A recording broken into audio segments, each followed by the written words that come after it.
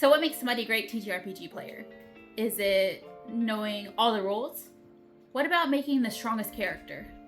Or what about doing an Oscar-worthy performance voice for your character? Nope.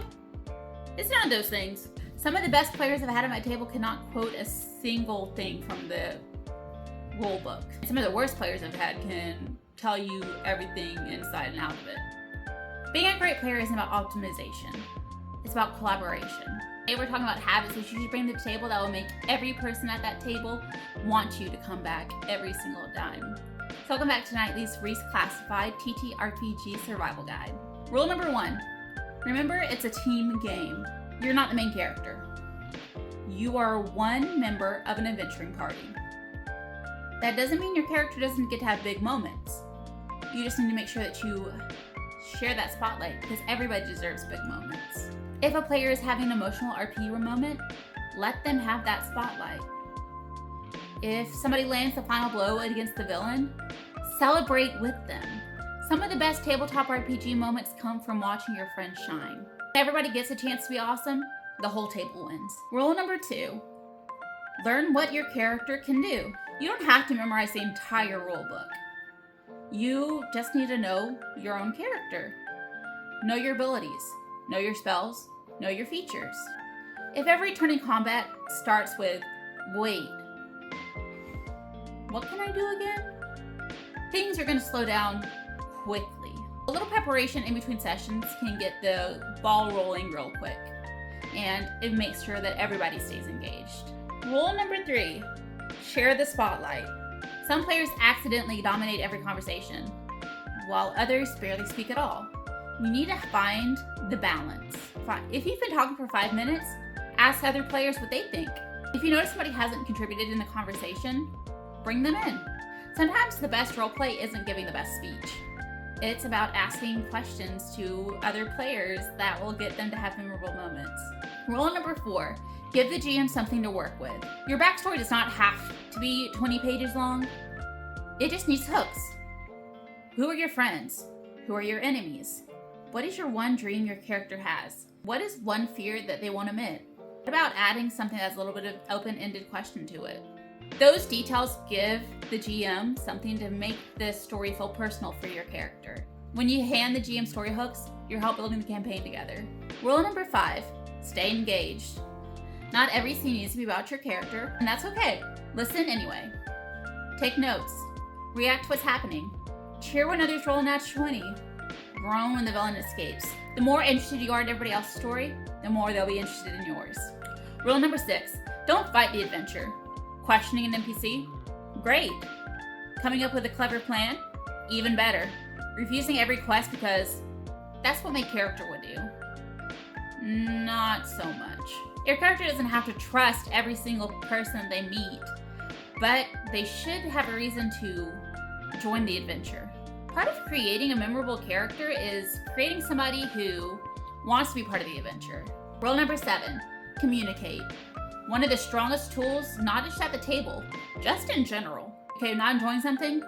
Talk about it respectfully. Want more roleplay? Say so. Want more combat or mystery? Talk to the GM. Good campaigns aren't about reading minds. They're about building conversations. Rule number 8, support other players.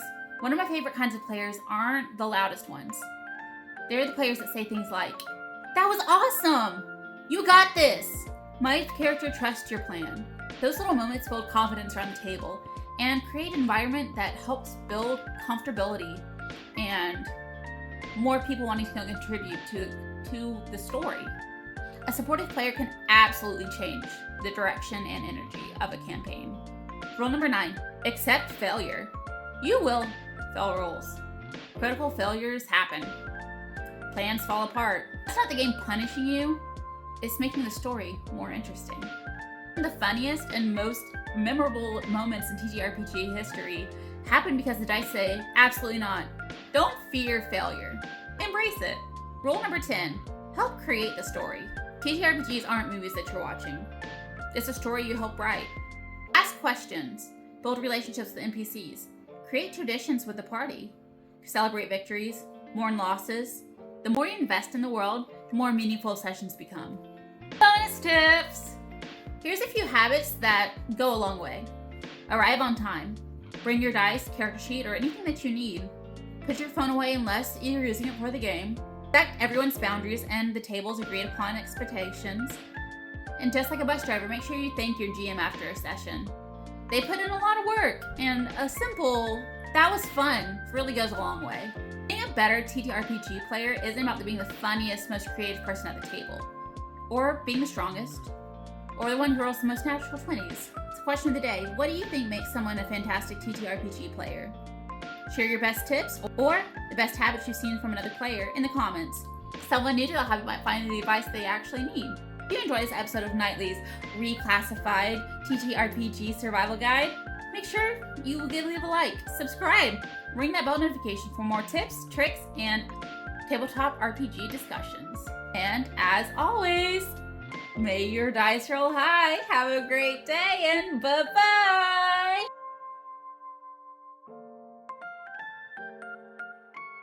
So this is actually going to be my last video film. What is going on with my elbow? Anyway, last video I'm filming at this location.